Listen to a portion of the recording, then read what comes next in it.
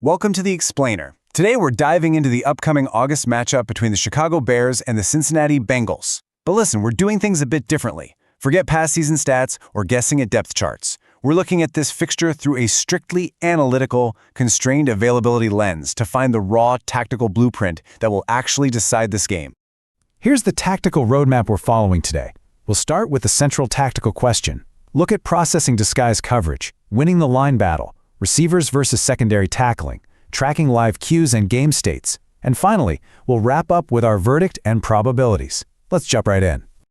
Section 1. The central tactical question, identifying sustainable offense. Now, in a game like this where player rotation is super high, we might literally see third or fourth string quarterbacks throwing to guys who just cracked open the playbook last week. Early down efficiency is absolutely everything. Like our quote here says, the actionable football identity will reveal itself entirely through decision-making and structure. Because we can't just lean on assumed regular season metrics or named starters, we have to look for the raw fingerprints of their offensive philosophy in real time, right from the opening snap. The big question is, do they panic or do they execute? Think of this as your 3-step survival guide for August football. First up, you've got to churn out efficient early down runs. We're talking 4 to 6 yards a pop. Second, chain those together with protected, quick completions. If an offense can do those two things consistently, they achieve the ultimate goal, avoiding high-variance passing situations like 3rd and long. You know the ones, where everyone in the stadium knows a deep drop back is coming. A single tackle for loss, a holding penalty, or an incomplete deep shot instantly shifts a drive into these obvious passing conditions. And that's exactly where defensive pressure and turnover volatility just absolutely skyrocket. Moving on to Section 2, processing disguised coverage, the quarterback's burden. This right here is the absolute dividing line between success and failure under center in August. Defenses love playing games with young quarterbacks. Say the defense shows a too high look, meaning 2 safeties deep to protect against the long ball. But then, right before the snap, they rotate one of them late. Can the quarterback instantly process that new puzzle? If they can identify that new middle of the field structure, find the hot answer designed specifically to beat the blitz, and make an on-time throw against 5-man pressure, they're going to sustain drives. But if they panic, if they start drifting in the pocket, missing linebacker drops, or forcing throws that lead to unnecessary sacks, the offense is going to completely stall out. Section 3, winning the line battle, trenches and protection. Down in the trenches, structural dominance beats individual highlight reels every single time. It's a pure clash of opposing forces. For the offensive line, the absolute gold standard is running the ball efficiently without needing extra blockers, like tight ends or fullbacks, to help out. And for the defense, their holy grail is generating organic, disruptive pressure with a pure 4-man rush. Seriously, if a defensive front can get home to the quarterback with just 4 guys, they exponentially increase the difficulty of third downs. They get to flood the passing lanes with 7 defenders, shutting down the air without ever exposing their secondary to those dangerous, explosive plays. Now, edge rushing always gets the broadcast glory, right? But interior penetration is what actually breaks an offense. Interior leakage is exceptionally damaging because it prevents the passer from stepping up into a clean pocket. It's kind of like the floor collapsing beneath you. It instantly destroys that intricate timing required for play-action concepts and quick trigger decisions. Honestly, if the interior crumbles, it doesn't even matter who's running routes on the outside. The whole play just dies right there in the backfield. All right, Section 4, receivers versus secondary tackling, the battle in space. So, in a chaotic, heavy rotation environment, the battle in space ultimately comes down to tackling. We are for sure watching for clean receiver releases against press or match coverage. That's when defenders start in a zone but convert to man-to-man depending on the route. But the real, ultimate test for the defense, it's first tackle reliability in the open field. In a low-scoring, field position battle, a single missed tackle on a simple, short crossing route is literally the cheapest path to an explosive gain. A defense could play a fundamentally sound snap for 4 solid seconds, but one broken tackle entirely flips the outcome of the drive, and honestly, potentially the whole game. We also need to keep a close eye on pass protection awareness from the backs and tight ends. That's absolutely crucial.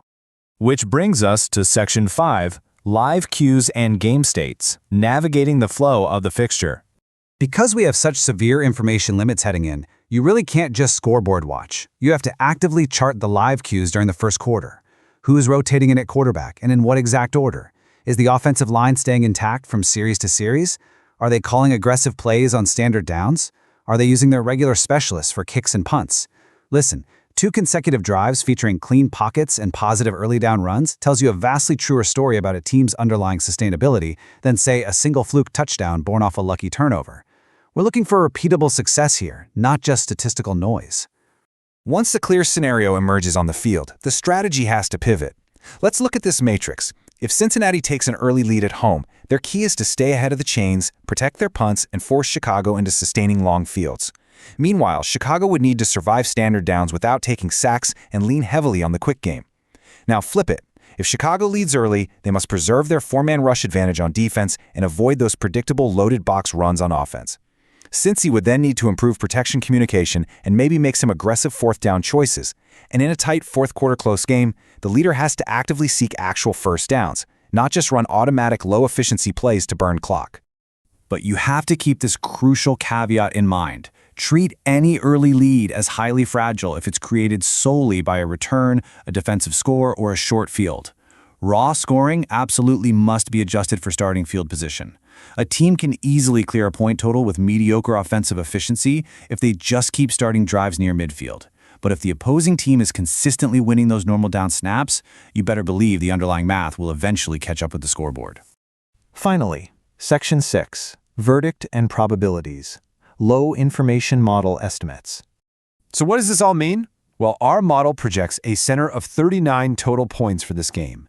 This relatively low figure reflects a highly uncertain, limited explosive play environment. When offensive continuity is lower due to heavy player rotations, field position firmly dictates the pace. We're looking at a game where whoever can establish that early down success we talked about at the start is going to have a massive advantage. Breaking down the win probabilities, our low information model allocates a 53% win probability to the away team, the Chicago Bears, and a 46% probability to the home venue Bengals. We've also got a tiny 1% allowance for a regulation tie.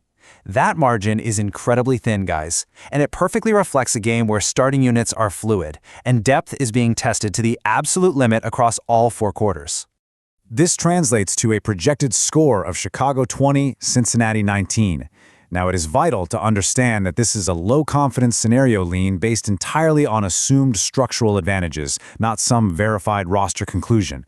Because the uncertainty heading into kickoff is so broad, a tight, one-possession outcome like this is far more mathematically plausible than a confident, multi-score separation between these two clubs.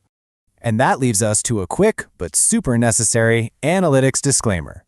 These figures, they are strictly model outputs under severe information limits and uncertainty. They aren't market prices. Before you apply any of this analysis operationally, you absolutely must wait for the official pregame availability reports.